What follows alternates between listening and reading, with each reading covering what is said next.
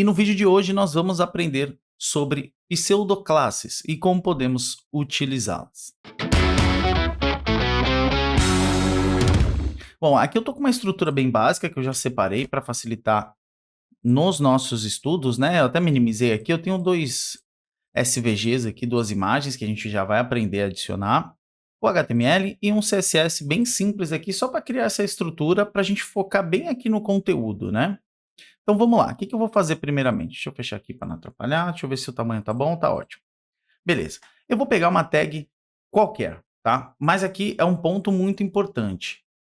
Nesse vídeo nós vamos focar em duas pseudoclasses que são o after e o before, tá?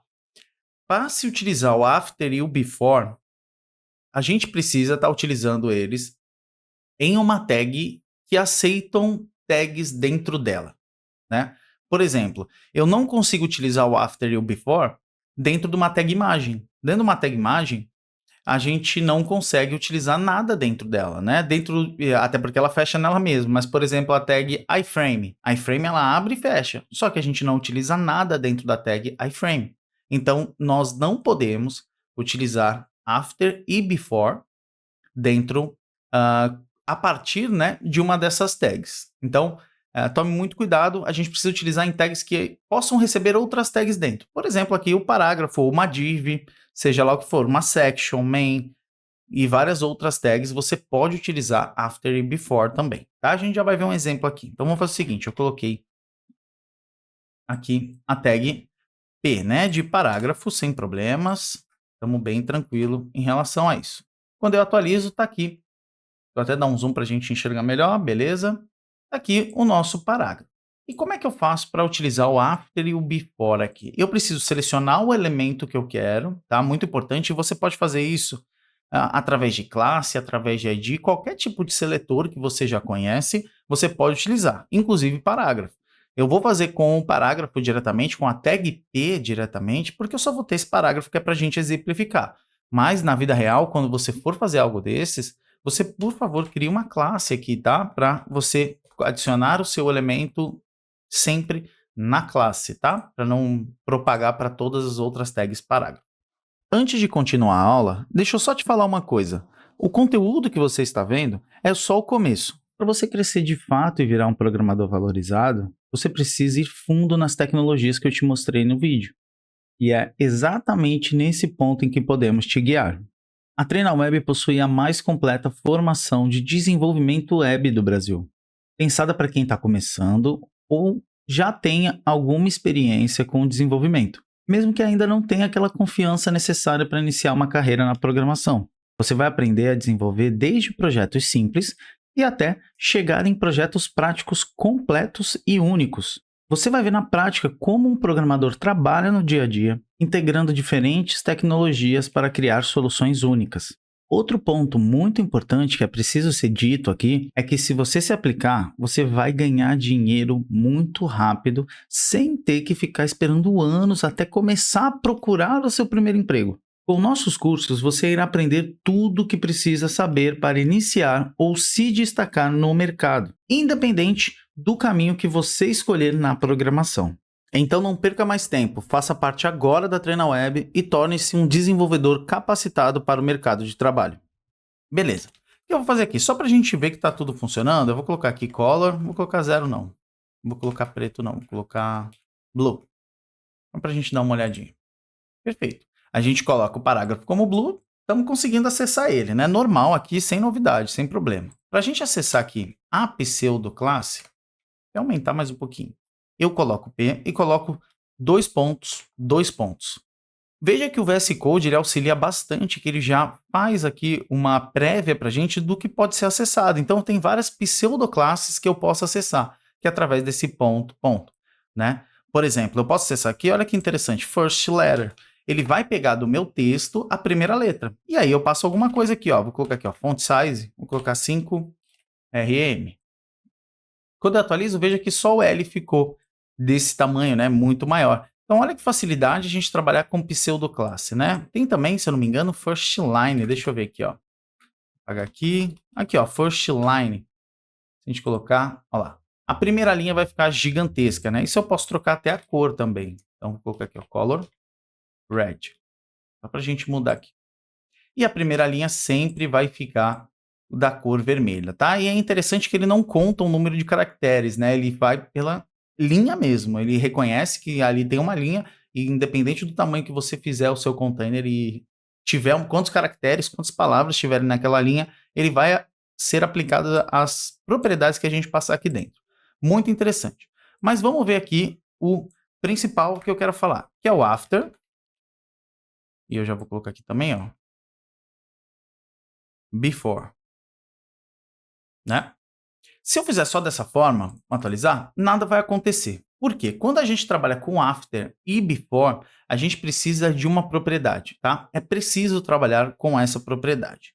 E essa propriedade é a propriedade content, né? Conteúdo. Qual que é o conteúdo que eu quero adicionar no caso do after depois e no caso do before, qual que é o conteúdo que eu quero adicionar antes, entendeu? Então é isso que eu tenho que fazer. Eu preciso adicionar isso aqui. E qual o conteúdo? Ó, o before é antes, então vou colocar aqui, ó, antes. E o after é depois. Vou colocar aqui, vou até colocar um espaço aqui, caso ele fique junto. E a cor dele vai ser vermelha, né? Então tudo isso aqui vai pegar. Veja que quando a gente atualiza, olha que interessante, a palavra antes, ela está aqui, e a palavra depois, ela está aqui também. Exatamente da forma como a gente esperava que acontecesse. Isso é muito interessante, isso cria muitas possibilidades para a gente. A gente consegue criar elementos a partir de um elemento que existe. A gente não precisa ir lá no HTML e criar um elemento novo. Se a gente quiser, algumas vezes, para colocar um ícone, para colocar uma setinha, para colocar um marcador, qualquer coisa a gente consegue fazer com o after e com o before. Obviamente que se a gente escalar esse conhecimento, a gente pode fazer coisas bem complexas através dessas pseudoclasses, né? Que na verdade são pseudoelementos que estamos criando com after e before, né? São elementos, a gente está vendo ele aqui, porém eles não existem no HTML, né? A gente não está vendo ele aqui, mas ele existe aqui no DOM, né? Se a gente acessar o DevTools, ó, vou entrar aqui no DevTools, colocar 150 para a gente ver bonitinho, aumentar aqui também, ó, para a gente conseguir enxergar, e eu passar o mouse, ó, veja que ele aponta diretamente para o after, ele coloca, obviamente, o after depois lá embaixo. Independente se o nosso after, ó, tá antes, tá? Não importa, o after é uma palavra em inglês para depois, então ele vai ficar aqui depois do nosso conteúdo, e o before vai ficar aqui antes do nosso conteúdo, né? Muito interessante isso. Se eu vir aqui no Styles e tirar o Content, veja que tudo some, né? Todo o before some, porque eu removi a propriedade mais importante, que é o conteúdo. Beleza? Então, aqui dentro desse Content, eu posso adicionar conteúdo, posso adicionar texto, pode adicionar até inclusive uma URL de uma imagem, né? Eu trouxe aqui uma URL de uma imagem para a gente aprender como é que faz, ó, vamos lá. Dentro de Content, em vez de eu passar algo entre aspas, em vez de eu passar uma string, eu posso passar uma URL, né? E aí eu passo sim entre aspas, e aí até eu seguro o Ctrl e aperto espaço para ele sugerir e facilitar aqui para mim. Ó, veja que eu tenho thumbs up aqui. Se eu voltar e atualizar, veja que no after, né, que foi onde eu fiz, aparece agora um ícone. Não sei se vocês estão conseguindo enxergar. Deixa eu ver. Aqui. Agora acho que dá para enxergar um pouquinho melhor, né? Aparece aqui um ícone. Olha que interessante. Vamos aqui nesse aqui, vamos colocar o outro ícone. URL. E aqui esse hand fill aqui, hand index fill. Olha que maravilha. É um dedinho, uma mãozinha apontando assim, né? Então a gente pode adicionar imagens aqui, até imagens grandes, né? Não precisa ser apenas um ícone, eu posso adicionar uma imagem normal, como se eu fosse adicionar uma tag IMG. Óbvio que não é muito recomendado fazer isso, mas às vezes você vai se deparar com situações que você deve utilizar um after ou um before para se encaixar ali melhor no seu layout. E aí agora você pelo menos tem o domínio dessa ferramenta. Alguns pontos que eu quero trazer aqui. Primeiro, o before e o after, eles são elementos, ó, se a gente vir aqui no Computed, a gente consegue ver as suas propriedades, né? O que está definindo, veja que o content está aqui, o color, que está mais clarinho, porque foi o que a gente declarou explicitamente, né? Mas eu quero achar uma outra propriedade aqui.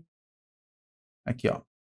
Display inline, tá? Isso aqui é muito importante, inclusive tem vídeo aqui no próprio YouTube E na plataforma nós também batemos muito nessa tecla, porque é muito importante entender os tipos de display, tá? Quando a gente trabalha com display inline, não funciona a alteração das suas medidas. A gente não consegue mudar o height nem o width quando o elemento é display inline. Só que a gente pode trocar, não tem problema nenhum. Só estou querendo mostrar que, por padrão, esse elemento é do tipo display inline. Então, toma cuidado que algumas propriedades, assim, talvez não funcionem e você fique meio perdido por que isso está acontecendo. Ó. Eu posso vir aqui, ó. Vamos vir no Before e trocar para Display Block. Naturalmente, o Display Block ele faz ocupar o elemento a linha inteira, né? Então, é exatamente isso. Eu quero que fique essa mãozinha aqui que eu coloquei e o texto depois, porque ele é um Display Block, perfeitamente. Agora, esse elemento ocupa a linha inteira, por padrão. Se a gente voltar aqui e ver o display, ele vai estar block, e aí a sequência que vier vai vir abaixo, tá? A gente consegue fazer esses tipos de alteração. Tá? Só tomem cuidado com essa parte dos padrões que já vêm definidos no elemento para você não se perder, tá? Tem mais uma coisa que eu quero trazer aqui para vocês que eu separei, ó. Deixa eu até aumentar aqui. A gente consegue utilizar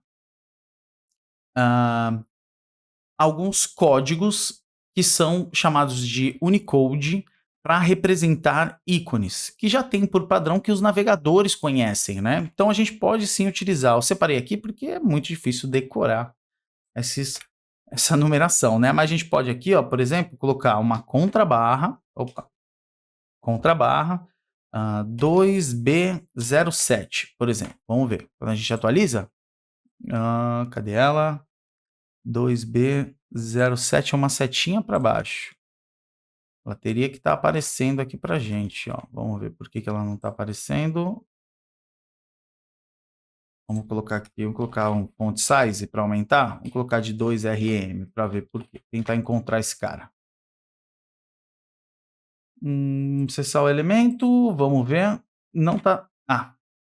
Obviamente, né? O content. Eu preciso passar ele aqui entre aspas, né? Foi um erro meu. Eu preciso passar que ele é uma string. Olha que interessante. Agora sim, ele existe aqui pra gente, né? Até atualizando. Agora, a setinha do after que eu quis adicionar aqui, ele existe sim, tá? Justamente porque eu não tinha passado ele entre aspas, né? Como uma string, que é o modo correto de se fazer Unicode, né? Existem vários aqui, você pode até pesquisar alguma lista, né? Por exemplo, tem aqui coração que você pode colocar, tem estrela, e você pode fazer isso, né? Obviamente que você altera a cor desses elementos através do color, tá? Porque eles são um formato de texto, né? Esse Unicode, ó, ele é um texto, então você consegue alterar a sua cor através do color, né? E do font size você consegue aumentar. Isso é muito interessante, galera. Então é isso, eu espero que vocês tenham entendido, que vocês tenham conseguido pegar a essência de como se trabalha com os pseudo-elementos, né, que são